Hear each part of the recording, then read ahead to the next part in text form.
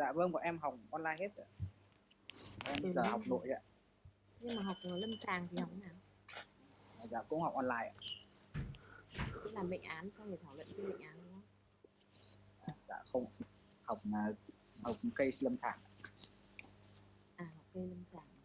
Ừ thì đấy thì có phải là cây lâm sàng là làm từng bệnh án một xong rồi là thảo luận cái ca đó đấy đúng không? Dạ không ạ, là thầy cô gửi cây lâm sàng rồi thảo luận ạ. Thì đúng rồi, các bọn em không tự làm được à? Chứ có khám xét được trên bệnh nhân đâu đúng không?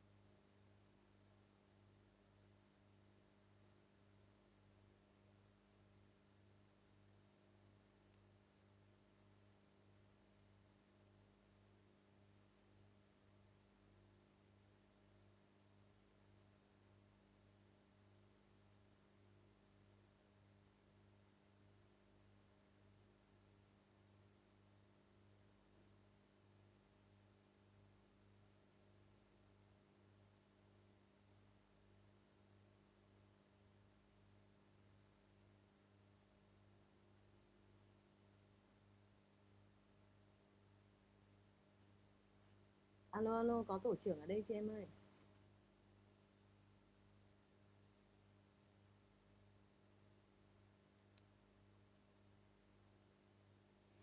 Dạ em chưa thấy hai bạn tổ trưởng đâu. Bình thường buổi sáng bọn em có vào lớp học đầy đủ không? Dạ. Đây là buổi nội đầu tiên ạ. Buổi nội tiếng Pháp đầu tiên ạ. Ừ, nhưng mà những cái giờ học khác với các thầy cô khác ấy thì có vào đầy đủ buổi sáng không, hay là có bạn vào bạn không? Vì cô thấy vắng này, Dạ 51 để là vắng nhịp lắm. em nhắn ạ. Nhắn các bạn lên đi em, nhắn nhắn Dạ vâng ạ. nhắn nhá, cô ngồi đây cô chờ nhá. Vâng, cô đợi bọn em thêm mấy phút nữa ạ. Ừ, đợi cô ít phút nhá, nhưng mà nhắn nhanh lên.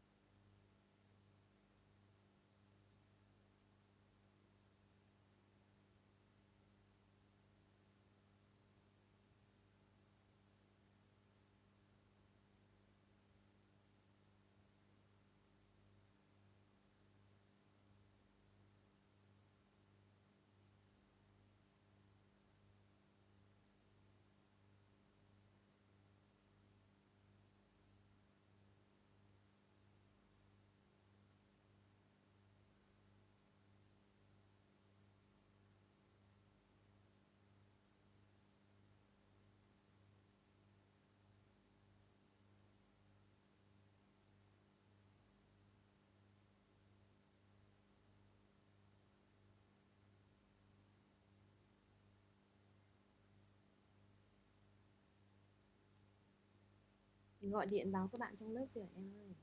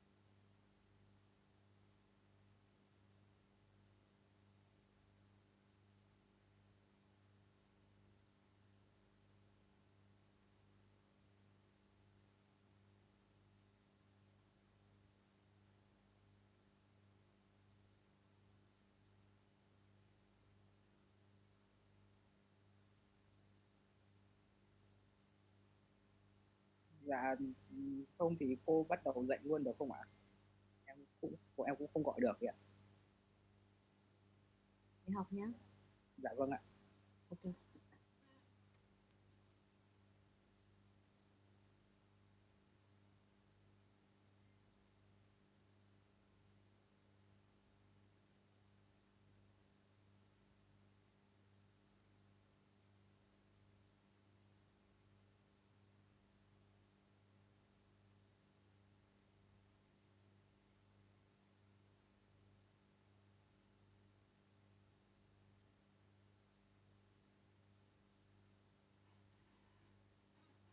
Ok, bonjour à tous. Aujourd'hui, on va commencer avec la maladie de base d'eau, le sémiologie. Qu'est-ce que c'est le sémiologie?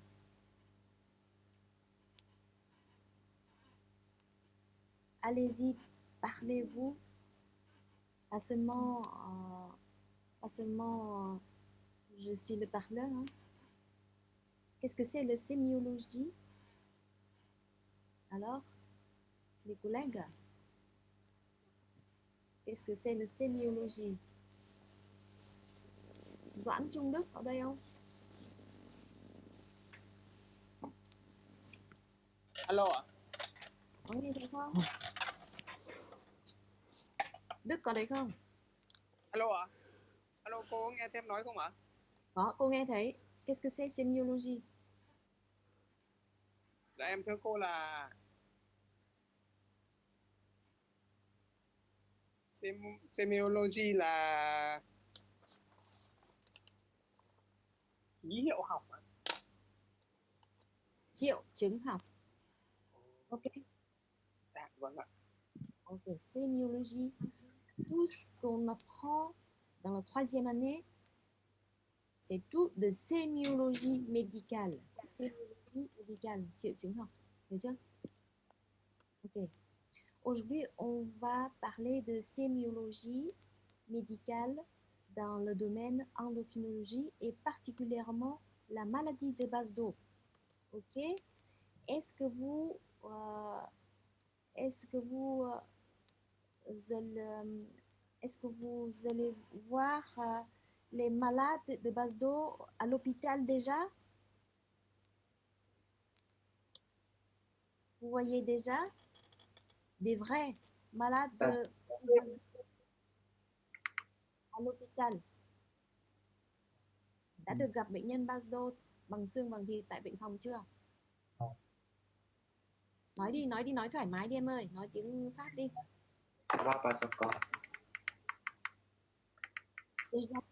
Déjà vu un malade ou une malade de maladie de Basedow à l'hôpital?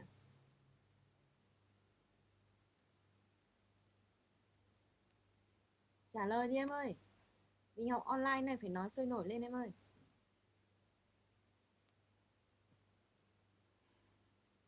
No, Hà Ngọc đâu rồi? je n'ai pas encore.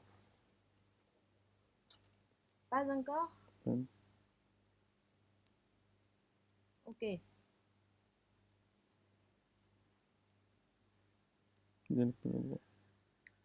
Bon, on va commencer la Basedow, la maladie de Basedow, d'accord?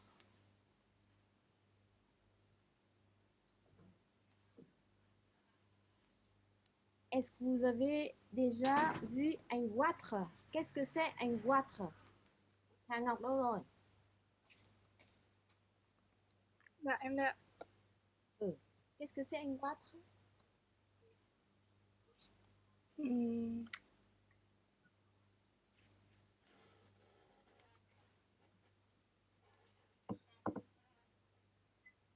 Qu'est-ce que c'est? Đó là biếu đúng không? Parlez en français. Là biếu giáp. Ok, c'est vrai en vietnamien, mais je veux bien que vous expliquez en français. Ce sera mieux pour vous.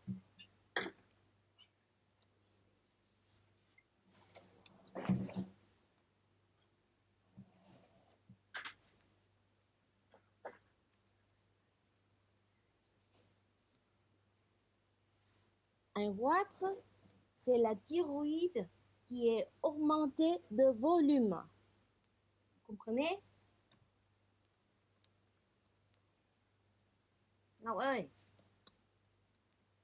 Dạ. Vous comprenez? Oui. Goitre, c'est la thyroïde qui est augmentée de volume. On ne sait pas la cause si on a un goitre. Pas encore la cause, mais on sait que la thyroïde a augmenté de son volume. D'accord? C'est juste un signe. C'est juste un signe. C'est pas une maladie. Il y a beaucoup de maladies qui peuvent avoir un goitre. Vous comprenez ça? Dites-moi si vous comprenez. Ok. Biếu cổ là một dấu hiệu thôi, được chưa? Tìm thấy biếu cổ là một dấu hiệu. Nó không nói lên đấy là bệnh gì cả. Bởi vì nó có thể là một dấu hiệu của nhiều bệnh khác nhau. Nắm được cái việc này cho vững cho cô nhé. Việc này rất quan trọng, được chưa? Trả lời cô đi. Dạ vâng ạ. Trời ơi, nói nhau lên đi nhá. Ok, on continue.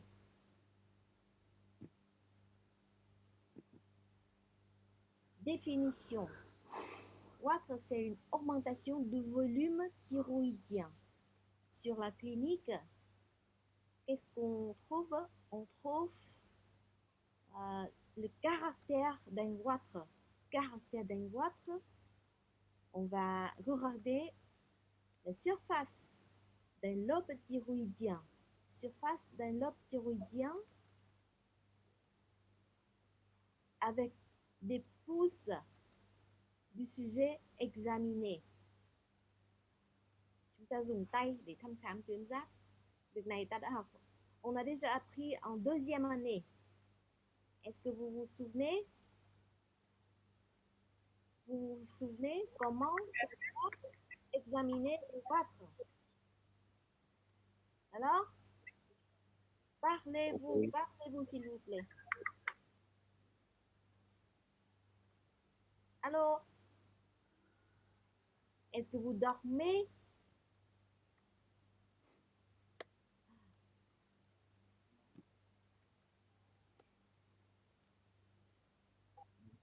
Il y a 4 étapes pour examiner la glande thyroïde. Oui, avec les pouces légèrement, très finement, pour se faire examiner un ventre. D'accord? Ok. Et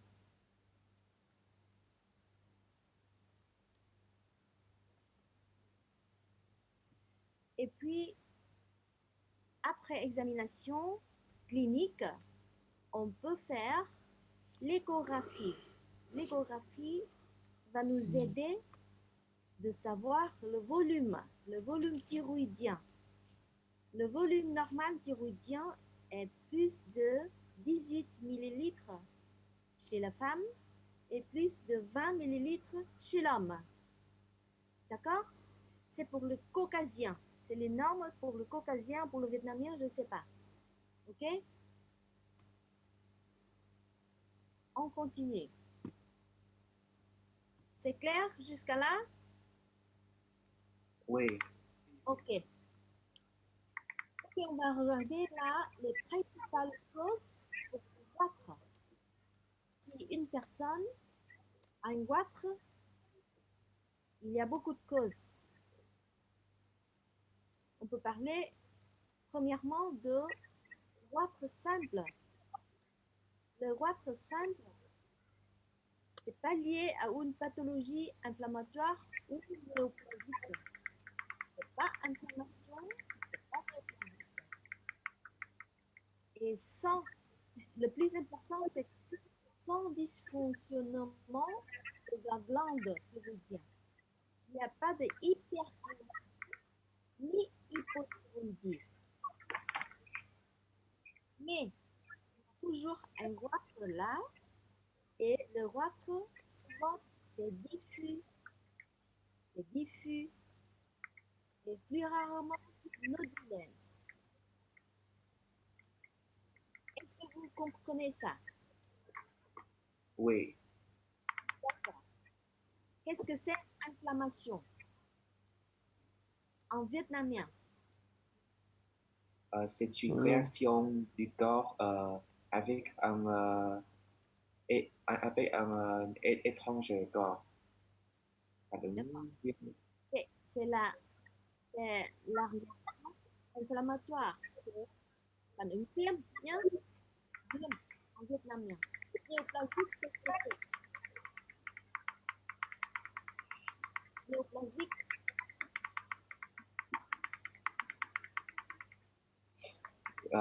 C'est la création d'un un nouveau tissu. et c'est-à-dire Tạo mô. phá sản hoặc là bệnh ung thư nhé. Neoplasic là tạo mô mới, hay nói cái tiếng Việt là các bệnh khối u. Được chưa? Et le plus important, sans dysfonctionnement thyroïdien, c'est-à-dire que ni hyper ni hypo, nghĩa là không có cường giáp và không có suy giáp. Nắm cho rõ việc này, được chưa? What simple nghĩa là biếu cổ đơn thuần. Biếu cổ đơn thuần, cô sẽ nói luôn cho khái niệm tiếng Việt nhé. Một song ngữ nhé. What simple biếu cổ đơn thuần. Pas une pathologie inflammatoire, không phải viêm, không phải u và không có rối loạn chức năng tuyến giáp, được chưa? Và thường nó là biếu diffus. Qu'est-ce que c'est en vietnamien? Lan tỏa nhé, biếu lan tỏa. Ok, on peut avoir un goitre dans la thyroïdite de Hashimoto. thyroïdite de Hashimoto. Hashimoto, c'est un japonais qui a découvert la maladie. C'est une inflammation chronique. C'est une inflammation chronique de la thyroïde.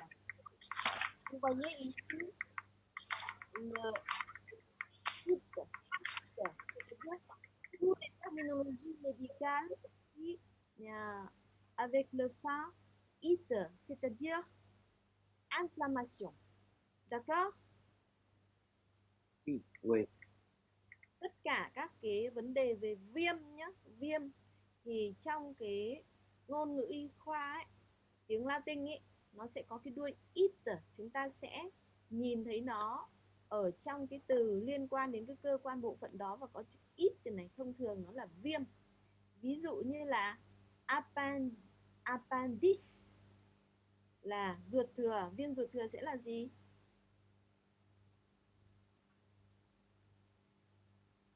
Appendix. Appendicite, được chưa? Bây giờ cyst là cái bàng quang, thế thì viêm bàng quang sẽ là gì?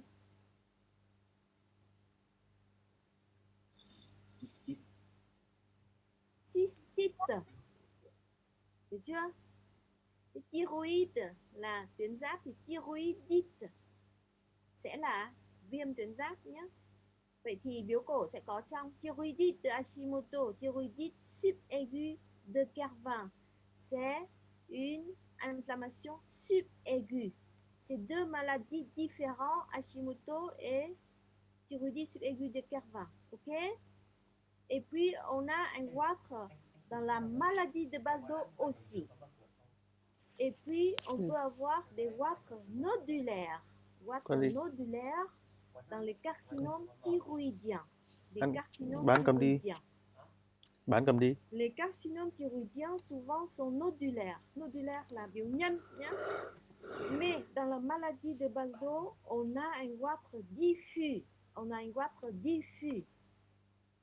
Le goitre dans la maladie de Basedow là một, c'est diffus, c'est biểu lan tỏa nhé. Biếu giáp lan tỏa, việc này ta học rồi nhé, biếu giáp lan tỏa. Còn các ung thư thì có thể là biếu nhân, được chưa ạ?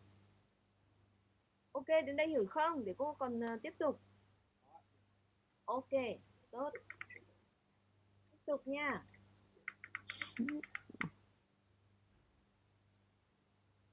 Circonstance de découverte. Circonstance de découverte. Hoàn cảnh phát hiện bệnh. Circonstance, điều kiện, hoàn cảnh. De découverte. Découverte, vous voyez, vous savez, d'accord? Dans un coup d'œil. Dans un coup d'œil, c'est-à-dire par hasard. Par hasard. Dans un coup d'œil, nghĩa là tình cờ, đột ngột, đột nhiên phát hiện ra như thế. Pourquoi? Parce que on voit quelque chose au niveau du cou. Người ta nhìn thấy cái gì đó ở cổ, nó lồi ra. Dans un coup d'œil. Tự nhiên nhìn thấy nhé. Ou bien dans un procès d'examen clinique systématique, thăm khám lâm sàng hệ thống, examen clinique systématique, douleur cervicale. Nếu bệnh nhân đau ở vùng cổ. Souvent dans le thyroïdite de Kervin, on a un syndrome douloureuse. Très important, très important. Viêm tuyến giáp bán cấp de Kervin thì hội chứng đau vùng cổ rất rõ nét nhé. Douleur cervicale, souvent dans le thyroïdite subaigu de Kervin, ok? Ou bien le signe de compression cervicale, chèn ép vùng cổ. Suspicion de dysthyroïdie, soit hyperthyroïdie, soit hypothyroïdie. Nghi ngờ về rối loạn chức năng dysthyroïdie, rối loạn chức năng tuyến giáp. Có thể là soit hyper cường, soit hypo suy giáp, được chưa? Ou bien la personne est dans un traitement par antiarythmique, par exemple amiodarone. Amiodarone, c'est une cause très fréquente de hyperthyroïdie, de dysthyroïdie ou un goitre. Il s'appelle cordarone. Nhớ cho cô cái tên thuốc này nhé. Cordarone là một thuốc chống loạn nhịp, anti-arythmique. Tên gốc là tên hoạt chất là amiodarone. Ça peut donner de dysthyroïdie. Nó có thể gây rối loạn chức năng tuyến giáp, được chưa? Ở những bệnh nhân điều trị rối loạn nhịp tim nhé. Ok. Découverte fortuite lors d'un examen imagerie. Tình cờ đi siêu âm vùng cổ, tình cờ đi chụp X-quang hoặc là CT scan hoặc MRI vùng cổ, thấy phát hiện ra có biếu cổ hoặc là làm siêu âm Doppler của các mạch máu nhé. Découverte fortuite nghĩa là phát hiện một cách tình cờ, được chưa? Découverte fortuite. Est-ce que c'est bien jusqu'à là? La classe? Oui. D'accord, très bien. On continue. Qu'est-ce qu'on fait dans l'interrogatoire? L'interrogatoire, l'anamnèse, interrogatoire, interroger, interrogatoire, c'est on fait l'histoire de la maladie. Bon, on va faire des questions sur l'origine ethnique et géographique. Où on habite, est-ce qu'on habite dans la montagne, est-ce qu'on habite près de la mer, est-ce qu'on habite dans la ville. D'accord? Géographique et ethnique. Có phải dân tộc thiểu số không? Và vùng địa lý sinh sống là gì? Parce qu'il y a des manques importants de l'iode dans les montagnes. Thiếu iốt của vùng núi nhé. Dễ gây biếu cổ. Origine et géographique. Des apports iodés. Que les gens mangent du poisson, mangent du sel avec de l'iode dedans.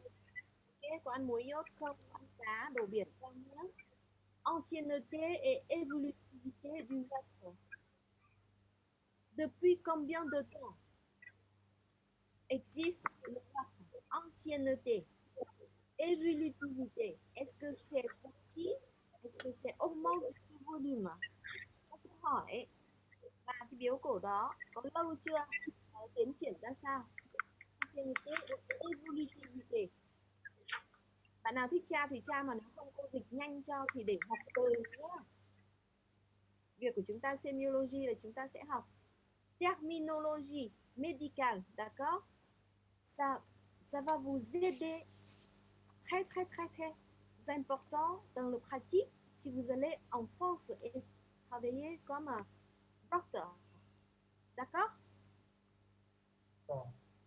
Antécédents familiaux, tiền sử gia đình, de dysthyroïdie, về rối loạn chức năng tuyến giáp. C'est pas important de hyper ou hypo ou votre simple. On interroge toujours des antécédents familiales, d'accord, de dysthyroïdie. Hỏi tiền sử gia đình về các bệnh lý tuyến giáp, bất kể là cường giáp, biếu cổ đơn thuần hay suy giáp, được chưa? Nhé. Antécédents de tout, antécédents familiaux de dysthyroïdie. Et on cherche les signes fonctionnels, tức là dấu hiệu cơ năng. Signe fonctionnel, dấu hiệu cơ năng. D'hyper ou d'hypothyroïdie. Hyper, tout ce qui est hyper, c'est augmenté. Tout ce qui est hypo, c'est diminué. Hyperthyroïdie, c'est-à-dire cường giáp. Hypothyroïdie, c'est-à-dire suy giáp. D'accord? Oui. Est-ce que ça va bien? La Oui. classe? Oui, on continue. On continue. Sur l'examen clinique, on regarde. Si on regarde, on fait l'examination, c'est l'inspection. L'inspection. D'accord? Voilà, on a un goitre ici. On a un goitre ici. Il y a un volume de masse au niveau du cou. Có một cái khối lồi ra ở vùng cổ. Nhìn thấy chưa? Ở vùng định khu này, dans la région anatomique de la thyroïde, mais augmentée de volume. Dans ce cas-là, on dit que la patiente elle a un goitre. Ici en face, on dirait, on voit que le quatre peut-être est assez gros et peut donner la compression. Les grosses thyroïdes peuvent faire compresser au niveau du cou. Các cái biếu cổ lớn, to, để gây chèn ép vùng cổ. Compression dans la région du cou. Ou bien dans la région cervicale. Du cou, c'est-à-dire cervicale. Le cou là cái cổ. Và cervical là thuộc về cổ. Được chưa? Latin nhá. Cervical au niveau cervical. Ici, en profil et en face. En face là nhìn thẳng. En profil là nhìn nghiêng. Được chưa? Ça va bien? Oui, ça va bien. Ok. En face et en profil, on voit que la dame là un goitre. Ok, on continue. Après l'inspection, sau khi nhìn thì on voit la palpation. Nhìn sờ gõ nghe. Inspection nhìn. Palpation sờ. Ok, sur l'examen clinique. Comme ça, avec les pouces et les doigts de la main, on fait la palpation très finement, légèrement, gentiment. Avec la palpation, gentiment, on peut découvrir un goitre dans la région cervicale. D'accord? Oui. Si on palpe le goitre et on voit quelque chose, il faut décrire comment c'est le goitre. Comment c'est le goitre. Voilà. On va décrire la surface de chaque lobe. Il y a deux lobes, le lobe gauche et le lobe droite. D'accord? Avec des phalanges du pouce et avec les autres doigts du sujet examiné. D'accord? Et normalement, on dit que la dimension de la thyroïde normale est similaire à la surface de dernière phalange du pouce de même sujet. Người ta nói là một cái thùy tuyến giáp của một người thì nó to tương đương với lại cái đốt ngón cái á, ha, đốt ngón cái cuối cùng ấy của chính cái người đó, hiểu nhá. Chứ còn của người nọ sẽ to hơn của người kia một tí, thì như thế gọi là tương đối bình thường, được chưa? On détermine le volume. Est-ce que c'est augmenté ou est-ce que c'est petit? D'accord? Le volume énorme ou légèrement augmenté ou normal. D'accord?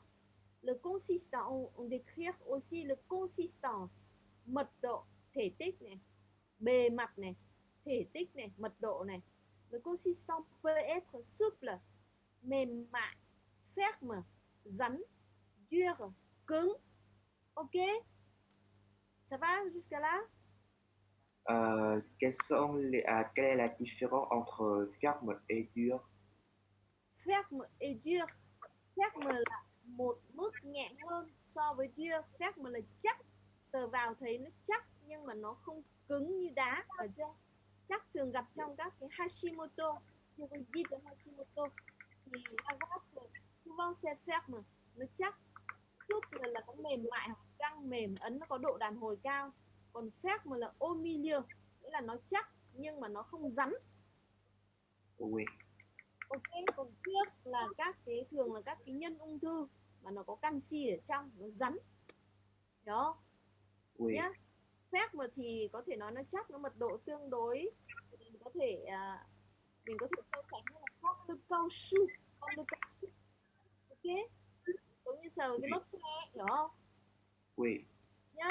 Còn dur thì nó có thể giống như là sờ vào một cái viên Tuy hay là hòn sỏi gì đó. Được chưa nhỉ? Hiểu vấn đề chưa? Oui.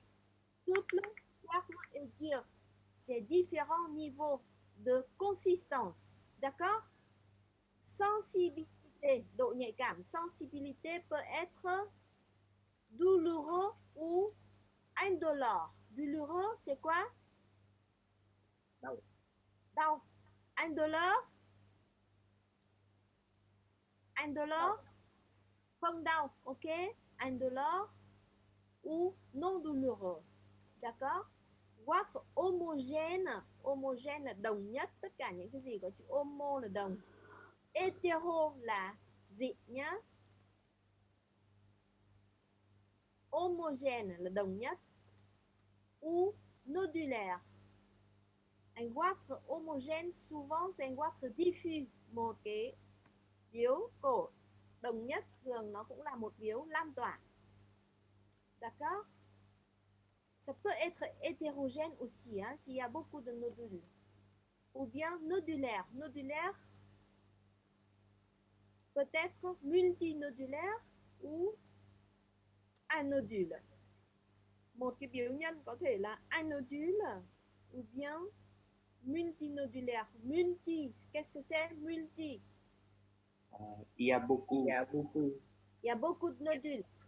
Đa nhân, tiếng Việt là biếu đa nhân, còn biếu đơn nhân thì chỉ gọi là biếu nodulaire thôi, được chưa? Nodulaire ou multinodulaire.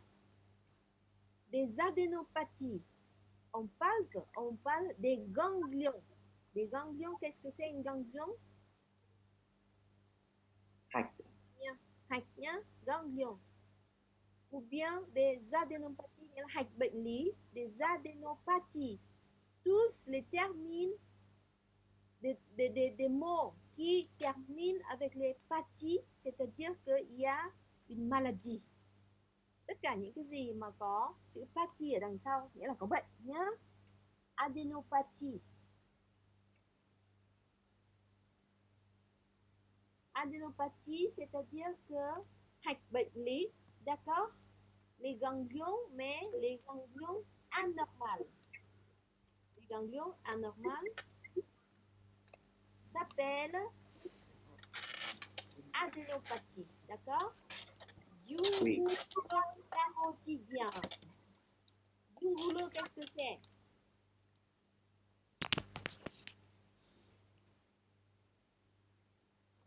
Vùng cảnh nhá. Carotidien, cảnh cổ nhá. Jungulo carotidien nghĩa là hạch bệnh lý vùng cổ, được chưa? Adénopathie jungulo-carotidienne ou sous-maxillaire. Sous Dưới đòn. maxillaire hàm. dưới hàm nhá. Hạch vùng cảnh cổ và vùng dưới hàm. Bilatéral, hai bên, bilatéral. Bon, après palpation, on passe à auscultation. On ausculte, nghe nhá, nghe bằng ống nghe, nghe bằng ống nghe. Auscultation avec stéthoscope. On cherche la souffle Tiếng thổi. parenchymateux, nghĩa là của nhu mô tuyến giáp nhé. En souffle d'origine parenchymateux, systolo-diastolique, tiếng thổi tâm thu và tiếng thổi tâm trương nhá, nếu có, hoặc là holosystolique là tiếng thổi liên tục, được chưa? Holo là liên tục. Un souffle, si ça existe un souffle quand on auscule la thyroïdie dans le parenchyme de la glande thyroïdienne, on dit qu'on a une goitre vasculaire. C'est-à-dire que le souffle est identique avec goitre vasculaire. Nếu tuyến giáp, nhu mô tuyến giáp, đặt ống nghe, nghe thấy tiếng thổi, ta gọi biếu cổ đó là biếu cổ. Là biếu gì? Tiếng Việt. Goitre vasculaire, c'est très important comme signe. La goitre. Biếu mạch. Biếu mạch nhé. Goitre, ghi lại cho cô nhé. Goitre vasculaire, ok? Ok jusqu'à là? D'accord. Nhìn sờ nghe nhá. Et description. Obligatoirement description. Surface, volume, consistance, sensibilité, homogène, hétérogène, nodulaire, multinodulaire et des adénopathies. D'accord? Ok, on continue. On cherche des signes de compression, các dấu hiệu chèn ép loco-régional tại chỗ. Loco-régional tại chỗ, signe de compression loco-régional. Sur le trachet, chèn ép vào khí quản, trachet, khí quản. Qui cause dyspnée là gì? Ngừng thở. Khó thở. Khó thở. Rối loạn nhé. Có chữ dys nữa là rối loạn nhé. Khó thở. Compression sur le nerf récurrent. Dây thần kinh quạt ngược. Compression de nerf récurrent qui peut donner dysphonie, khàn tiếng, toux, ho, trouble de la déglutition, rối loạn nuốt, trouble de la déglutition. Déglutition c'est nuốt nhé. Fausse route, sặc, fausse route. Tự dưng đang uống nước mà ho sặc sụa, đấy là fausse route nhé. Những người già bị tai biến, bị nuốt nghẹn, nuốt sặc, đấy gọi là fausse route, được chưa? Tất cả những cái này là terminologie médicale, il faut les savoir parce que c'est la sémiologie. Đấy là triệu chứng học nhé, tất cả những cái cô cung cấp đây, được chưa?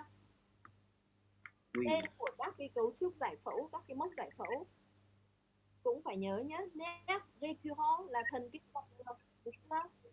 Trachet dyspnée, trachet compression, donne dyspnée, khó thở. Compression de du nerf récurrent, ça donne dysphonie, toux, trouble de la déglutition, khó nuốt, et sặc, fausse route. Ok? Compression sur l'œsophage, thực quản, qui donne dysphagie, rối loạn nuốt nhé. Nghẹn đấy, bệnh nhân bị nghẹn, rối loạn nuốt, dysphagie. Ok? Dysphonie, phonique nghĩa là rối loạn giọng nói, dysphagie là rối loạn nuốt, được chưa? Trouble de la déglutition, c'est pareil. Dans les veines, ça peut donner des circulations collatérales superficielles cervico-thoraciques. Có thể có các tuần hoàn bàng hệ ở vùng cổ ngực, tuần hoàn bàng hệ nông. Circulation tuần hoàn collatérale bàng hệ. Superficielle, vous le savez, c'est nông. Cervico-thoracique, cervico là vùng cổ, thoracique là vùng ngực. Ok? Est-ce que ça va bien? Oui. Oui, très bien. On cherche aussi dans l'examen clinique les signes hyper ou hypothyroïdie. Hyper là cường, hypo là suy, thyroïdie. D'accord? Est-ce que vous avez des questions jusqu'à là? Non. D'accord. Voyez ici, on a un ventre très important, un ventre volumineux. On dit que c'est un ventre volumineux sur l'écran. Voyez, c'est pas symétrique parce que cette partie-là, c'est plus haut à droite que à gauche. On dit que c'est un ventre volumineux mais asymétrique. Asymétrique, c'est-à-dire que c'est pas symétrique. Non symétrique. D'accord? Ventre volumineux mais bilatéral, diffus, volumineux, bilatéral mais asymétrique. D'accord? Et sur la biologie, qu'est-ce qu'on doit faire? Qu'est-ce qu'on doit faire? Sur la biologie, on fait souvent une combination. Une combination, c'est-à-dire que un ensemble de T3 libres, T4 libres, ensemble avec TSH. TSH, biết dấu đâu mà toàn tiếng Pháp. T3, T4, souvent, seulement T4, le plus souvent, c'est T4 libre et TSH, ça suffit souvent. Ça suffit souvent. Et puis, encore, T3 libre si on a un doute sur le TSH. TSH, c'est Receptor Stimulating Hormone. TSH, c'est sécrété par le pituitary. TSH được tiết ra từ đâu? La classe, répondez-moi. Allez.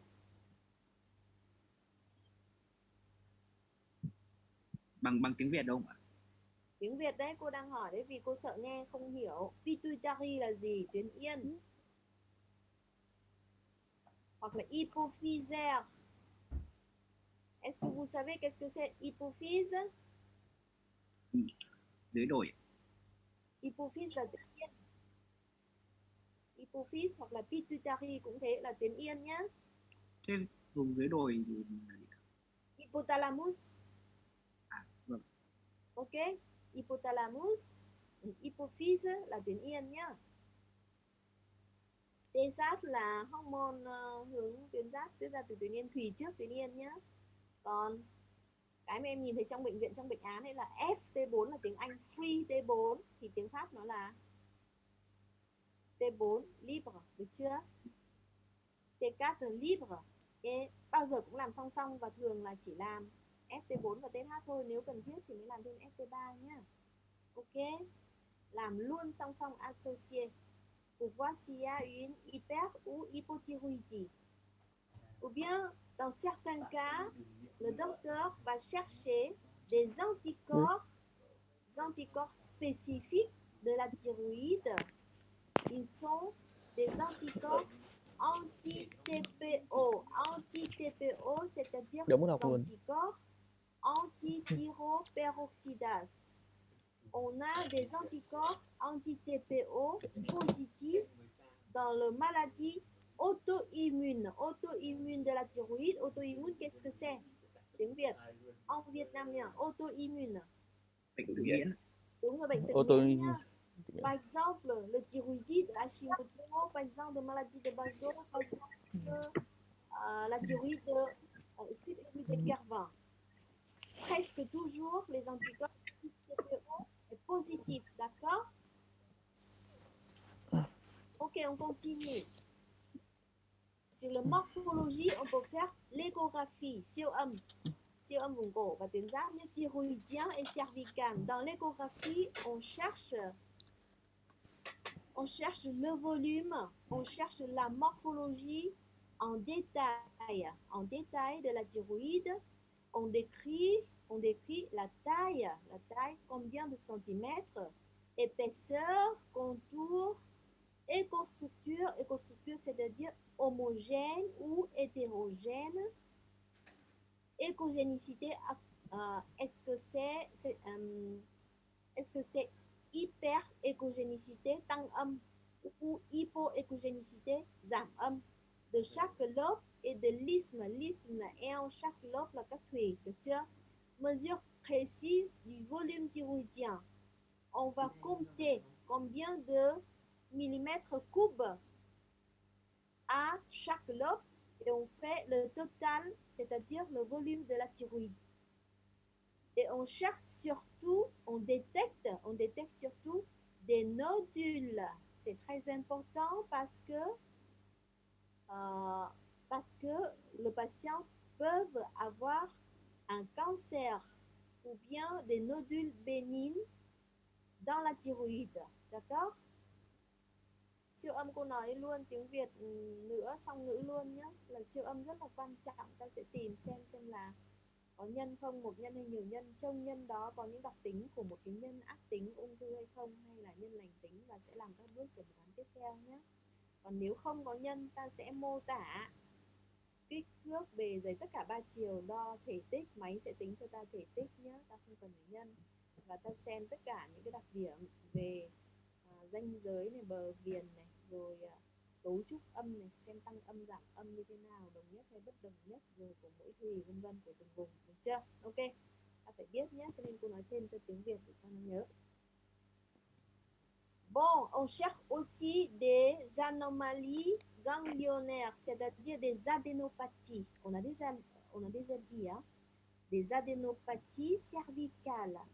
Ou bien on va chercher un goitre plongeant. Qu'est-ce que c'est plongeant, la classe? Plongeant. Vous plongez. Vous plongez. Là, Qu'est-ce que c'est plonger? Lặn nhá. Biếu giáp chìm. Nghe thấy khái niệm này chưa? Biếu giáp chìm. Si la goitre est très important de volume, c'est très volumineux, énorme, ça peut être plongeant dans le thorax. Nó có thể chìm trong lồng ngực nhé. Nó phát triển xuống phía dưới. Dans le médiastin, vào trung thất. Et peut être plongeant. D'accord? Hiểu không ạ? Trên siêu âm ta có thể nhìn thấy một cái biếu giáp chìm. Ta sẽ không quan sát thấy hết tuyến giáp, mà thấy nó chìm một phần trong lồng ngực. Được chưa? Ok. L'examen de d'échographie de la thyroïde, c'est très très important pour savoir l'évolution. Et ça peut aider les médecins de faire la cytoponction. Sinh thiết kim nhỏ nhé, cytoponction. À l'aiguille fine, s'il y a une suspicion de malignité. Nếu như ta nghi ngờ là có ung thư giáp thì bác sĩ sẽ cho chỉ định làm sinh thiết kim nhỏ tuyến giáp hoặc nhân giáp nhé. Des nodules suspects ou un goitre diffus, ou bien dans le cas que le goitre augmente très vite de volume, croissance rapide, to nhanh. D'accord? Ça va jusqu'à là? Bon, c'est l'image de l'échographie de la thyroïde.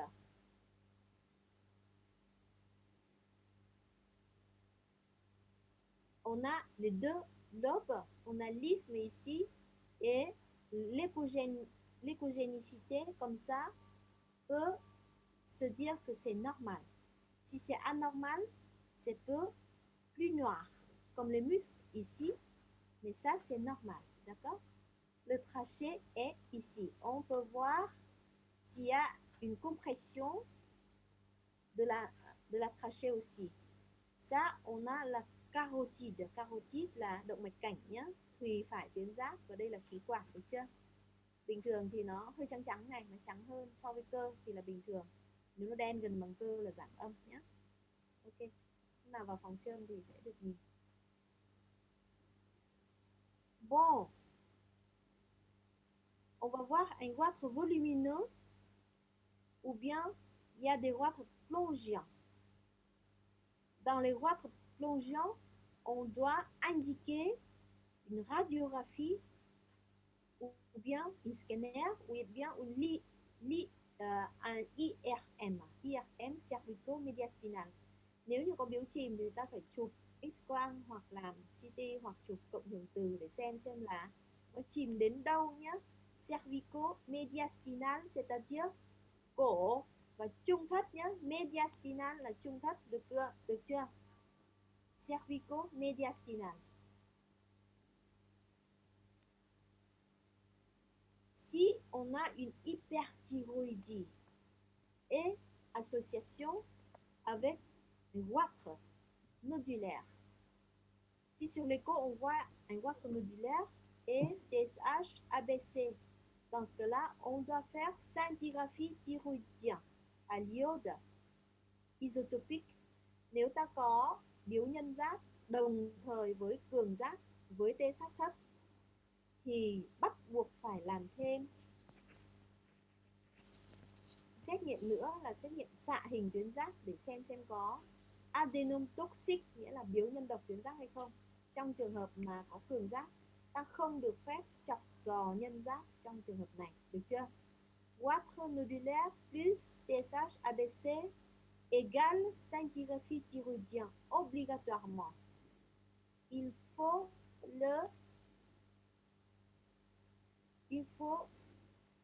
le faire obligatoirement pour voir si le patient a un adénome toxique ou pas. Pour diagnostic différentiel. Cái xét nghiệm này là hoàn toàn bắt buộc để chẩn đoán phân biệt giữa một cái nhân cường giáp là nhân độc tuyến giáp hoặc là một cái nhân không gây cường giáp, được chưa? Scintigraphie thyroïdien à iode isotopique. Isotopique nghĩa là có gắn phóng xạ, iode có gắn phóng xạ nhé. Ok, regardez ici sur la radiographie, on voit un goitre plongeant.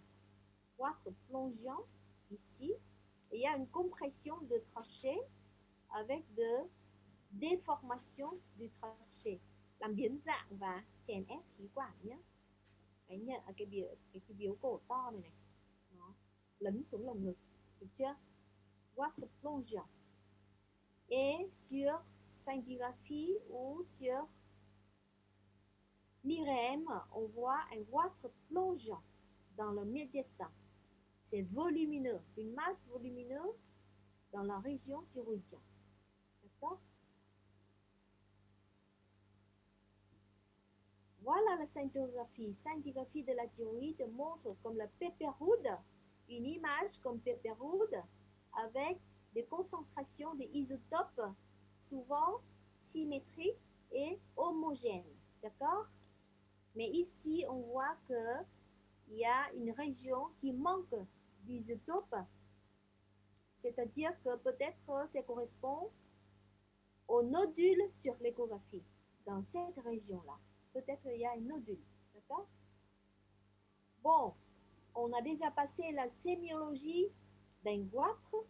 Et là maintenant, on va passer de hyperthyroïdie. Hyperthyroïdie et la cause le plus souvent, c'est la maladie de Basedow. C'est la maladie de Basedow, la cause le plus souvent de hyperthyroïdie. Hyperthyroïdie, tiếng Việt là gì? Hyperthyroïdie cường giáp. Cường giáp nhé, cường giáp. Basedow là nguyên nhân cường giáp hay gặp nhất nhé. Bon, définition. On a une hyperthyroïdie quand on a une production excessive, nghĩa là quá, nhiều quá. Production excessive d'hormones thyroïdiennes, sản xuất quá nhiều hormone. Et ça peut donner un syndrome de thyrotoxicose, là nhiễm độc giáp. Thyrotoxicose là nhiễm độc giáp. Thyrotoxicose, c'est une circonstance de ensemble des manifestations, tất cả các biểu hiện dû à un excès d'hormones thyroïdiennes, tất cả các biểu hiện do quá thừa, dư thừa hormone tuyến giáp. Principal etiologie, etiologie nghĩa là nguồn gốc, bệnh lý nhé, nghĩa là nguyên nhân đấy, là cause, etiologie. La première place, c'est maladie de Basedow. Deuxième place, adénome toxique. Et troisième place, moins souvent, goitre multinodulaire toxique, biếu đa nhân độc tuyến giáp, ou bien iatrogène. Iatrogène nghĩa là do điều trị mà ra, do thầy thuốc mà ra. Tất cả những cái gì iatrogène nghĩa là do can thiệp điều trị mà tới nhé. Je vous ai déjà dit, c'est amiodarone qui c'est anti-arythmique, médicament qui est une cause fréquente qui peut donner comme une cause iatrogène de hyperthyroïdie. D'accord? Bon, maladie Basedow, c'est la cause le plus souvent. Plus de 80% des malades avec hyperthyroïdie a une étiologie de maladie de Basedow. D'accord?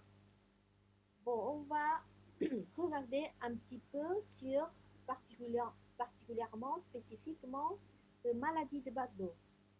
Maladie de Basedow, c'est une maladie auto-immune. Auto-immune là bệnh tự miễn nhá. C'est pas infectieux, c'est pas néoplasique, không phải bệnh lây và không phải là bệnh u nhá. Mặc dù ta gọi biếu cổ. Auto-immune survenant sur un terrain génétiquement prédisposé. Génétiquement prédisposé, qu'est-ce que c'est? La classe en vietnamien, dites-moi. génétiquement prédisposé. Cô muốn trang bị cho chúng ta từ vựng y khoa bằng tiếng Việt luôn. Cho cô biết génétiquement prédisposé, qu'est-ce que c'est? Génétiquement prédisposé. Allez-y. Minh Thành đâu rồi? Minh Thành ơi, Dạ. qu'est-ce que c'est génétiquement prédisposé? Cái này có phải là cái này là di truyền ạ? Đúng không ạ? Đúng rồi nhé. Cơ địa di truyền, được chưa? Terrain. Sur un terrain génétiquement prédisposé. Cơ địa di truyền nhé. Syndrome dysimmunitaire. Syndrome dysimmunitaire. Có triệu chứng của rối loạn về miễn dịch nhé. Ví dụ như là, par exemple, ophtalmopathie Basedovien. Ophtalmopathie Basedovien, bệnh mắt Basedow nhé, cứ có chữ pathie nghĩa là bệnh nhé. Ophthalmo nghĩa là mắt, được chưa? Ophtalmopathie Basedovien. Exophthalme, qu'est-ce que c'est exophthalme? Exophthalme là cái La gì? classe exophthalme. Dấu hiệu rất quan trọng trên lâm sàng đấy, để chẩn đoán Basedow đấy, về mắt đấy. Ex nghĩa là Lồi mắt là mắt lồi. bên ngoài, endo là bên trong, exo là bên ngoài. Thế thì exophthalme là sẽ là gì? Lồi mắt nhé, mắt ra bên ngoài nghĩa là lồi mắt. Exophthalme là lồi mắt. Nó là một trong những dấu hiệu quan trọng của ophthalmopathie, của bệnh mắt Basedow nhé. Exophthalme, dermopathie bệnh da, bệnh mắt và bệnh da tự miễn, immunitaire de la maladie de Basedow. Dermopathie, on peut dire myxédème prétibial. Qu'est-ce que c'est myxédème prétibial?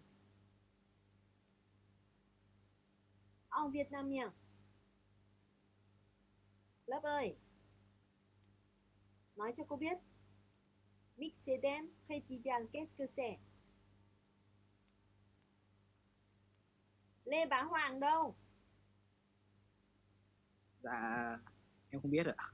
Không biết à? Thế thì nói lên là không biết, bởi vì cô không nhìn thấy, cho nên là nói đi thì cô sẽ giải thích cho. Hiểu chưa? Ta đang học là myxédème prétibial là phù niêm trước xương chày. Ophtalmopathie basedovienne et myxédème prétibial, c'est une dermopathie basedovienne.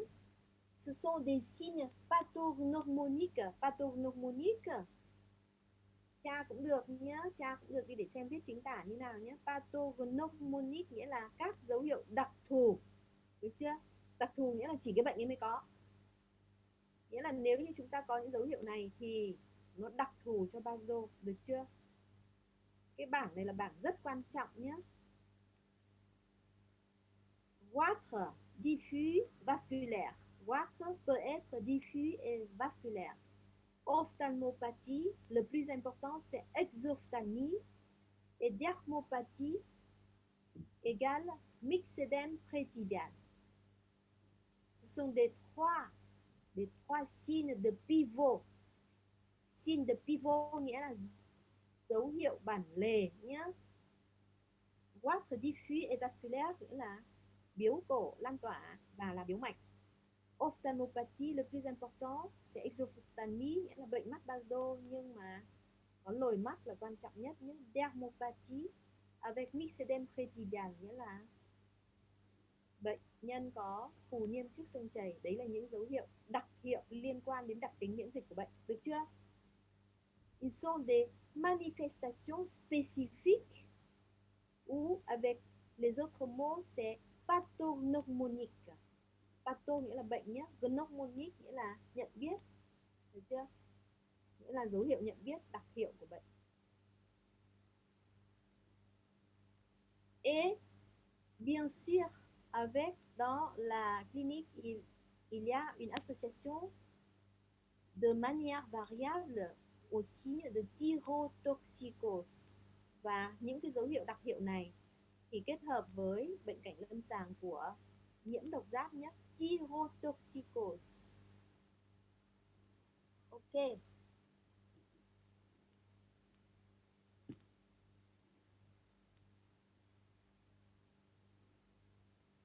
On dit déjà que maladie basse dose, c'est le plus fréquent cause ou le plus fréquent étiologie de hyperthyroïdie. Et on a la maladie basse dose le plus fréquent chez la femme. Chez la femme et en moyen âge. Peut être jeune aussi.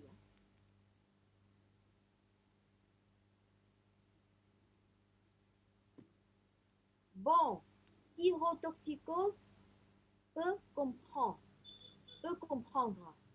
Thyrotoxicose, tachycardie. Qu'est-ce que c'est tachycardie? Nhịp tim nhanh nhá. Taxi nhanh. Amaigrissement. Tachycardie, nhịp tim nhanh. Ngừng. Amaigrissement. Ngừng Gầy sút. sút. Amyotrophie, teo cơ.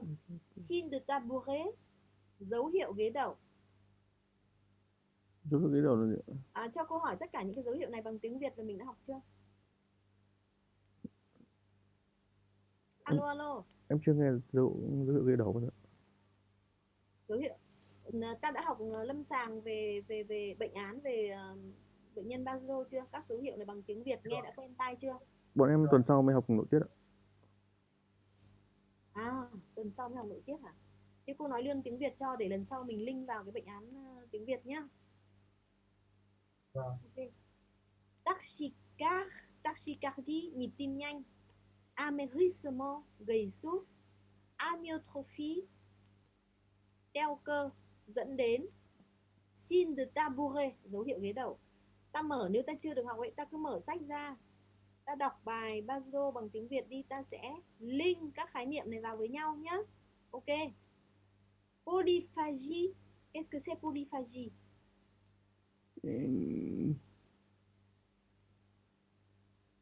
Phagie là ăn, poly là gì? Ăn nhiều. Ăn nhiều nhé, ăn nhiều. Asthénie, fatigue, qu'est-ce que c'est fatigue? Mệt mỏi nhá. Asthénie, c'est fatigue. Ta sẽ thấy trong tiếng Pháp ấy sẽ có những cái từ mà nó có hai nguồn gốc Latin và nguồn gốc nghĩa là nguồn gốc Hy Lạp. Thế thì một đôi khi là một từ nó sẽ có hai khái niệm khác nhau nhưng mà ta phải hiểu được hết nhé. Fatigue là mệt mỏi thì nó sẽ có khái niệm khác nữa là asthénie, được chưa? Irritabilité, agitation, insomnie. Irritabilité là cáu giận, dễ bị kích động, cáu giận. Agitation là bị kích thích, agitation kích thích. Insomnie nghĩa là bị mất ngủ. Ok, tôi cho từ vựng luôn nhé, phải học đấy nhé. Tất cả những cái dấu hiệu này là phải nhanh chóng mà học từ vựng đi nhé. Tất cả những từ này đối với bọn em là có quen thuộc không hay là bây giờ học mới đấy? Alo. Có một vài từ quen đấy. Một vài từ quen. Ok, thế thì ta sẽ bổ sung vào nhé. Irritabilité, agitation là kích động nhé, kích động này, cáu kỉnh này, mất ngủ này. Hypersudation, sudation là ra mồ hôi, tiết mồ hôi. Thì hypersudation là gì? Hyper, đổ mồ hôi nhiều. Ra nhiều mồ hôi. Tăng tiết mồ hôi. Ou bien plus facile c'est sueur nhé. Sueur là mồ hôi nhé. Còn khái niệm medical, terminologie c'est hypersudation. Thermophobie, phobie là sợ. Thế thermo là gì? Thermo là nhiệt. Thế thì thermophobie là gì? Sợ nóng. Sợ nóng nhé. Polydipsie, dipsy là uống. Poly là gì? Poly là nhiều. Thế thì polydipsie là gì? Uống nhiều. Sợ nóng. Polydipsie cơ mà. Uống nhiều. Polyphagie là ăn nhiều, polydipsie là uống nhiều. Được chưa? Thermophobie là sợ nóng, hypersudation là tiết mồ hôi nhiều. Polyexonération. Tôi xem polyexonération tiếng Việt là gì nhá.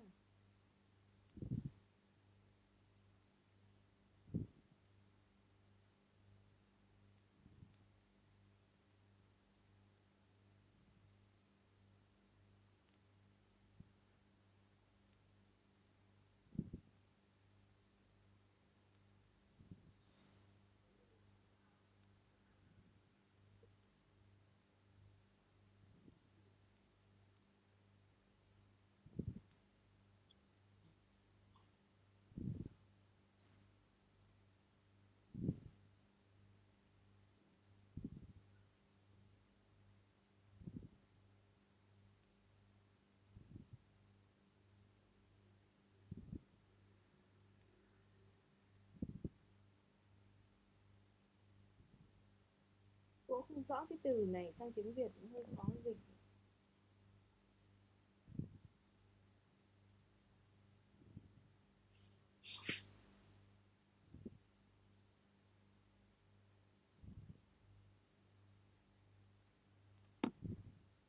Polyexoneration là bệnh nhân này là người ta cứ cảm thấy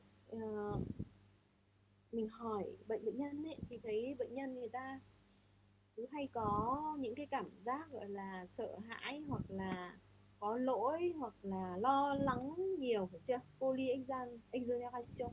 Khi mà mình tiếp xúc với bệnh nhân ấy, en contact thì sẽ thấy bệnh nhân người ta rất là lo lắng, hồi hộp và người ta sẽ kể bệnh rất nhiều, được chưa? Xúc động nhiều nhé. Tremblement des, cái từ chính xác tiếng Việt một từ thì cô không biết là cái gì. Tremblement des extrémités. Tremblement là gì đây? Tremblement. Cả nhà ơi. Run tay nhá. Des extrémités, run ngọn chi, extrémités nghĩa là ngọn chi nhá. Extrémités là những cái đầu xa, hiểu chưa? Tremblement là run, des extrémités, run tay run chân nhá. Ok. Bon. On fait une résumé. Maladie de base d'eau, on a un goitre. Le goitre peut être diffus, homogène, nghĩa là cái biếu cổ của tuyến giáp base d'eau ấy là nó đồng nhất nhé, và nó mềm mại, nó lan tỏa đồng nhất, và nó souple ou bien élastique, nghĩa là nó mềm mại thôi, và ça peut être vasculaire avec un souffle à l'auscultation. On a déjà dit un petit peu avant, d'accord?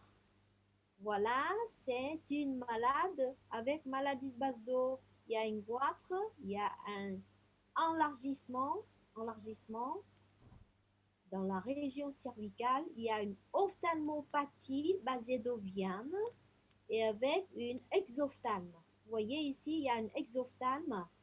Il y a des autres signes d'ophtalmopathie basédovienne aussi, quand œdème périoculaire, ou bien il y a encore des tests qu'on peut faire sur la clinique, mais là aussi online on peut pas voir exactement en détail. Et puis la dame peut être une thyrotoxicose sur la clinique. Dans l'ophtalmopathie basédovienne, le plus important c'est exophthalmie. Le mat nhé, exophthalmie c'est le mat. Œdème palpébral, je vous ai déjà dit, c'est phonémie mat nhé. Œdème palpébral, phonémie mat. Rétraction de la paupière supérieure. Co cơ mi trên, dấu hiệu này là co cơ mi, rétraction là co, paupière, mi supérieure, trên, được chưa? Rétraction de la paupière supérieure. Diplopie, nhìn đôi, diplopie. Chép lại hết tất cả khái niệm này cho cô, tất cả những dấu hiệu này nhé. Mình phải học nhé. En français. Diplopie, parce qu'il y a des atteintes des muscles oculaires moteurs. Các cơ vận nhãn bị tổn thương. Cơ vận nhãn bị tổn thương. Dipkykos, diplopie, nhìn đôi. Rétraction de la paupière supérieure. Co cơ mi trên, œdème palpébral, phonémie. Exophthalmie. Exophthalmie, c'est lồi mắt, được chưa? C'est un signe auto-immune. Voilà l'image. Rétraction de la paupière supérieure. Ça donne des yeux très gros. Et puis, il y a une exophthalmie ici. Voilà, encore exophthalmie plus nette ici. Et rétraction de la paupière supérieure. D'accord? Myxédème prétibial. Myxédème prétibial, c'est-à-dire en vietnamien phù niêm trước xương chày, dấu hiệu đặc hiệu của bệnh nhé. Ta sẽ nhìn thấy dấu hiệu này ở chân, ở cẳng chân nhé. Sous forme peau d'orange, xù xì như vỏ cam, aspect en peau d'orange. C'est une dermite, viêm da erythematous, viêm đỏ da nhé, viêm quầng đỏ da. Surélevé, nổi lên trên mặt da. Enduré, không đau. De la face antérieure de la jambe, ở mặt trước của cẳng chân hoặc là xung quanh cổ chân. Được chưa? Đây cô mô tả rõ nhé, ta sẽ nhìn hình ảnh tiếp theo. Ok, dermite erythémateuse surélevée endurée de la face antérieure de la jambe. Myxédème prétibial, tiếng Việt là phù niêm trước xương chày, dấu hiệu này là dấu hiệu quan trọng. Regardez ici, voilà, sur la jambe, c'est surélevé, nó lồi hẳn lên nhé. Et irrégulier, nó không có đều đặn. Dans la face antérieure de la jambe. Myxédème prétibial, c'est un signe pathognomonique important auto-immune de la maladie de Basdo. D'accord? Voilà. Il y a autre chose non spécifique dans le sang. Par exemple, dans le lipide, il y a hypocholestérolémie ou bien il y a hyperglycémie. Cường giáp có thể gây tăng đường máu ở mức nhất định nhé, hoặc là tăng canxi máu, hoặc là giảm mỡ máu vì là nó tăng chuyển hóa nhé, tăng chuyển hóa gây tăng đường, giảm mỡ và tăng canxi. Đấy là những dấu hiệu gián tiếp của bệnh. Thyrotoxicose donne des biologies. Thyrotoxicose là nhiễm độc giáp. Qui peut donner TSH effondré. Effondré nghĩa là diminuer, effondré, supprimer, effondré, diminuer, c'est pareil. Effondré là giảm sâu nhé. Effondré tụt, giảm sâu, giảm. Diminuer, effondré, supprimer là bị ức chế nhé. TSH effondré, mais T4 et T3 libre augmenté. Augmenté, d'accord? Ou bien, eh bien, il y a des marqueurs auto-immunité. Sur la clinique, on a exophthalme et myxédème prétibial comme les signes cliniques pathognomoniques. Et sur la biologie, c'est ça les anticorps antirécepteurs de TSH, TRAB. Trên xét nghiệm ấy, thì lâm sàng người ta có lồi mắt và phù niêm trước xương chày là hai cái dấu hiệu đặc hiệu của bệnh trên lâm sàng. Còn trong xét nghiệm thì đấy chính là TRAB, nghĩa là kháng thể kháng thụ thể TSH trên màng tế bào tuyến giáp, có tên là TRAB, nghĩa là Thyroreceptor Antibody bằng tiếng Anh. Thyroreceptor nghĩa là thụ thể tuyến giáp, thụ thể TSH tuyến giáp. Antibody là kháng thể nhé, thì tiếng Pháp sẽ là anticorps antireceptor de TSH. Ký hiệu của nó là TRAB. Nó hoàn toàn đặc hiệu cho Basdo mà không có. 90% bệnh nhân Basdo có kháng thể này cao mà không có ở những bệnh tự miễn khác của tuyến giáp. Được chưa? Nhé. Ok. Sur échographie, on peut avoir un goitre homogène, diffuse, hypertrophie. Diffuse nghĩa là lan tỏa, thì trên siêu âm sẽ thấy hypertrophie nghĩa là tăng về thể tích nhé. Phì đại, hypertrophie nghĩa là phì đại. Hypertrophie thyroïdienne, tuyến giáp phì đại. Homogène đồng nhất, diffuse lan tỏa nghĩa là hai bên. Hypervascularisé, c'est le plus important comme signe sur échographie. L'hypervascularisé, c'est-à-dire que tăng sinh mạch máu ở trên siêu âm. Đây là dấu hiệu quan trọng. Cường giáp sẽ gây tăng sinh mạch máu và tăng tốc độ dòng chảy. Augmentation de la vitesse de la circulation, tăng tốc độ dòng chảy nhé. Đây là 3 dấu hiệu quan trọng trên siêu âm ở bệnh nhân Basdo. Giảm âm nữa nhé. Hypoechogen, ở đây cô quên chữ giảm âm thì cô sẽ bổ sung. Hypoechogenicité, giảm âm. Hypervascularisé, tăng sinh mạch. Và hypertrophie. Nếu ta làm scintigraphie, si on fait le scintigraphie thyroïdien, on peut avoir une hyperfixation diffuse et homogène. Làm scinti, làm xạ hình tuyến giáp thì sẽ thấy là xạ hình bắt xạ tăng, lan tỏa và đồng nhất. Cái ảnh lúc nãy cô cho đấy nhé, bắt xạ tăng, lan tỏa và đồng nhất. Nó đây. Bilatérale, homogène et hyperfixation. C'est la scintigraphie de la thyroïde avec maladie de base d'eau. D'accord? Et la maladie de base d'eau, ça donne une thyrotoxicose. Ici, la thyrotoxicose est sévère et longtemps durable. Ça peut donner des complications cardiovasculaires. Les complications cardiovasculaires et des complications ophtalmologiques. Cardiovasculaires, ça peut donner insuffisance cardiaque. Qu'est-ce que c'est insuffisance cardiaque? Alors, la classe? Insuffisance cardiaque, c'est Không phải suy tim không ạ? fibrillation auriculaire. Loạn nhịp hoàn toàn. Rung nhĩ. Fibrillation là rung nhĩ nhé. Nhĩ. Auriculaire là nhĩ. Fibrillation là rung, được chưa? Fibrillation auriculaire là rung nhĩ. Insuffisance cardiaque là suy tim. Osteoporose, si longtemps. Có thể osteoporose là loãng xương nhé, nếu lâu ngày nhé. Exophthalmie maligne, bệnh mắt nặng ác tính. Ác tính ở đây không có nghĩa là ung thư đâu, mà là bệnh mắt nặng có thể gây mù lòa nhé. Ça peut donner de mauvais pronostics visuels, có thể gây tiên lượng xấu về thị lực, được chưa? Exceptionnel, ça peut donner mauvais pronostic, peut-être aveugle, hein? Ça peut donner aveugle, nghĩa là bệnh nhân có thể mù lòa nhé. Nếu mà bị viêm kết giác mạc loét, viêm loét kết giác mạc hoặc là tổn thương thần kinh thị, bệnh nhân có thể mù lòa. Devient aveugle nhé. Devenir aveugle. Crise aiguë thyrotoxique, cường giáp cấp, cơn cường giáp cấp. Crise là cơn nhé, aiguë cấp, thyrotoxique, cơn cường giáp cấp. Exceptionnel mais c'est très sévère et c'est fatal, c'est mortel. Cơn cường giáp cấp là rất trầm trọng, có thể tử vong nhé. Exacerbation des signes thyroïdiens.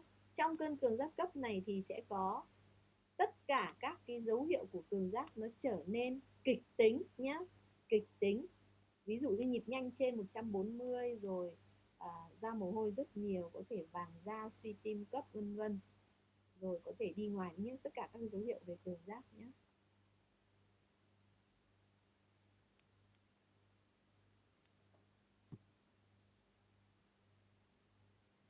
Voilà, c'est scintigraphie d'un adénome toxique. Une adénome toxique, on voit qu'il n'y a pas de deux lobes, il n'y a que le nodule qui survient sur le scintigraphie.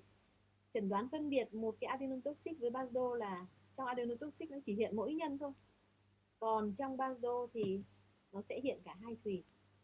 Adénome toxique vì cái nhân nó hoạt động cho nên cái nhân này nó hiện, và tất cả cái vùng tuyến giáp lành nó sẽ tắt, nó không hiện lên trên xạ hình. Nắm được chưa ạ? Ok.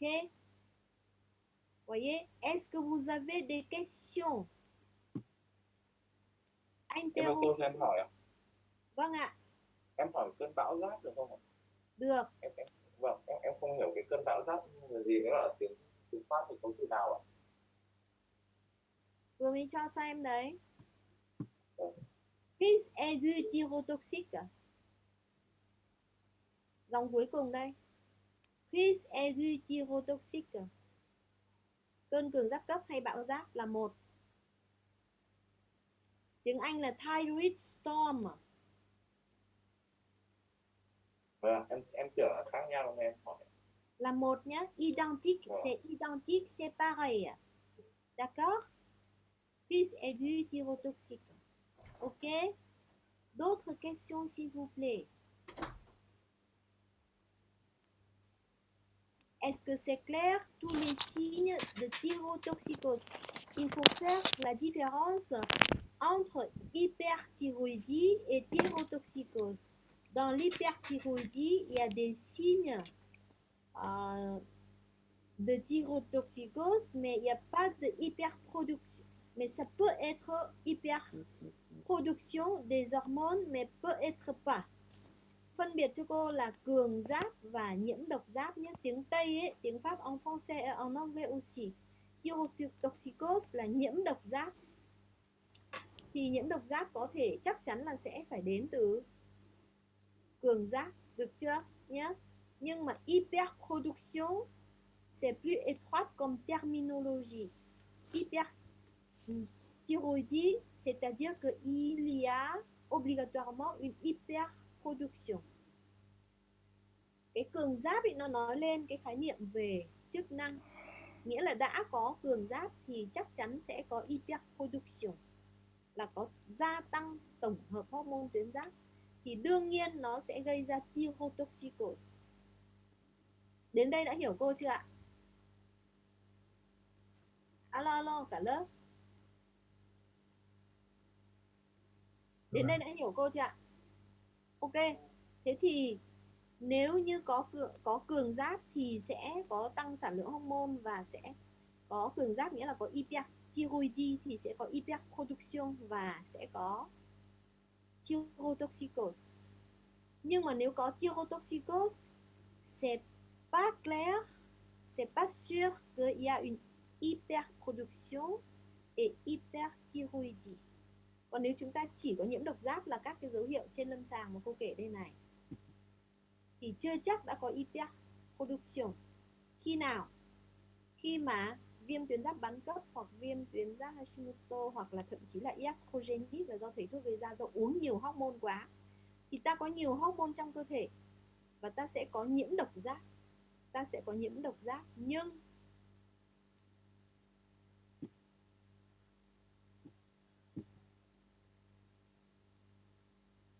chưa chắc là ta đã có tăng tổng hợp hormone tuyến giáp. Có nắm được không nhỉ? Bởi vì là những cái bệnh viêm đấy á, nó gây ra giải phóng hormone ra ngoại vi và gây ra triệu chứng của thyrotoxicose, nghĩa là nhiễm độc giáp, nhưng nó lại không hề có tăng tổng hợp hormone tuyến giáp như là bệnh Basedow. Bệnh Basedow gây tăng tổng hợp hormone tuyến giáp và gây ra bệnh cảnh của nhiễm độc giáp.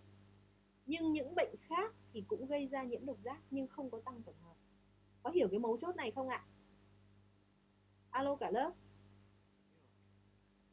Nói to lên cho cô nghe xem nào. Có hiểu không? Hiểu phân biệt được hai cái khái niệm về hyperthyroïdie và thyrotoxicose không? Tiếng Việt của nhà mình không rõ ràng, cứ gọi là cường giáp thôi, hiểu chưa? Nhưng thực chất là nó phân biệt ra là cường giáp là cường năng tuyến giáp và nhiễm độc giáp nhé. Còn nhà mình thì cứ nói cường giáp chung chung, thì đấy chính là về mặt lý thuyết mà nói là nó trùng với khái niệm về thyrotoxicose là nhiễm độc giáp nhé. Khi có nhiều hormone thì sẽ có triệu chứng nhiễm độc giáp, nhưng nhiều hormone đó có do tăng tổng hợp hormone không thì phải xác định xem là cái bệnh đó nó có hyperproduction des hormones, tức là có hyperthyroïdie hay không. D'accord? Ok. Đến đây là ta sẽ học xong cái phần cường giáp. Còn một cái phần nữa là phần làm bệnh án bằng tiếng Pháp. Cô sẽ gửi cho cái file, trong đó file bằng Word ấy, trong đó nó sẽ có những cái lưu ý của chúng ta khi làm một cái observation médicale nhé. Đây, ta sẽ nói, ta còn ít phút nữa đến 9:30 cô sẽ show cái đó lên và sẽ cho chúng ta, cô sẽ nhắc một vài điểm quan trọng nhé.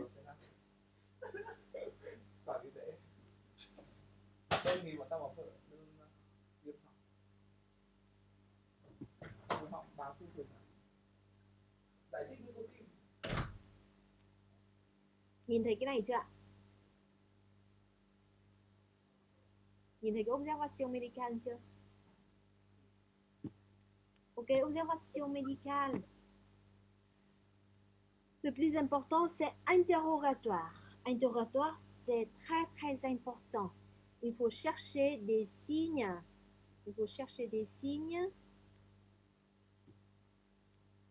Il faut chercher des signes fonctionnels. Dans l'histoire de la maladie, on cherche toujours des signes fonctionnels.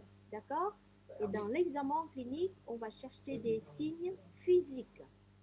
Bon, attention, le patient n'est pas un médecin. Il ne sait pas ce qui est important à dire. Nghĩa là bệnh nhân ấy, người ta không biết là người ta bị cái bệnh gì đâu, và người ta cũng không có thể nào mà biết được là cái gì là quan trọng, cái gì là không, hoặc là ít quan trọng hơn. Vì thế cho nên là sau khi làm xong cái histoire de la maladie ấy, thì mình phải hỏi thêm, hỏi đủ, bởi vì mình có kiến thức y khoa để hoàn tất cái histoire de la maladie de l'anamnèse, đấy là interrogatoire, chứ không phải là mình chỉ chép những cái gì bệnh nhân người ta bảo cho mình không phải thư ký bệnh nhân nhé. Vous n'êtes pas le secrétaire des malades, d'accord? Không thể nói là le patient n'a pas dit ça. Il faut interroger, il faut faire l'anamnèse en détail, d'accord? Ok. Deuxièmement, il faut savoir que motif de la consultation, lý do vào viện rất là quan trọng, c'est très important. Il y a maximum 1 ou 2 motivations, il n'y a pas plus.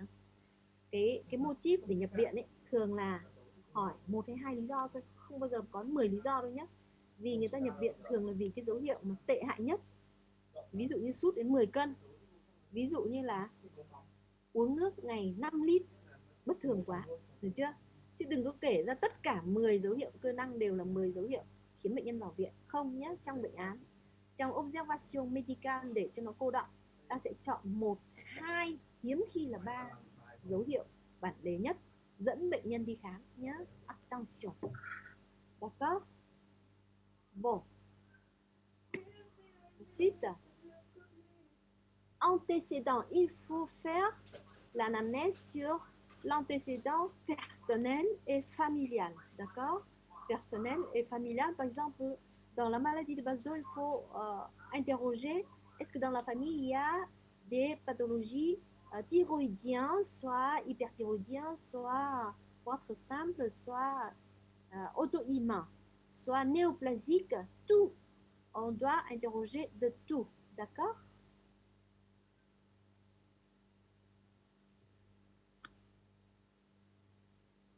Habitus et mode de vie, c'est important parce que la maladie de Basedow, souvent, est démarrée par un stress. Stress, c'est très important pour la maladie de Basedow dans le traitement. Si le patient a subi de plusieurs stress, c'est très difficile d'être puère. D'accord?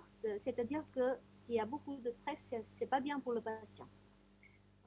Trong bệnh Basedow ấy, nếu mà chúng ta thấy yếu tố khởi phát thường hay gặp là bệnh nhân bị stress nhá, thường có thể trong thai kỳ này, sau thai kỳ này, rồi bệnh nhân trong cái giai đoạn học tập căng thẳng, thi cử này, rồi là đời sống hoặc công việc căng thẳng, vân thay đổi xáo trộn.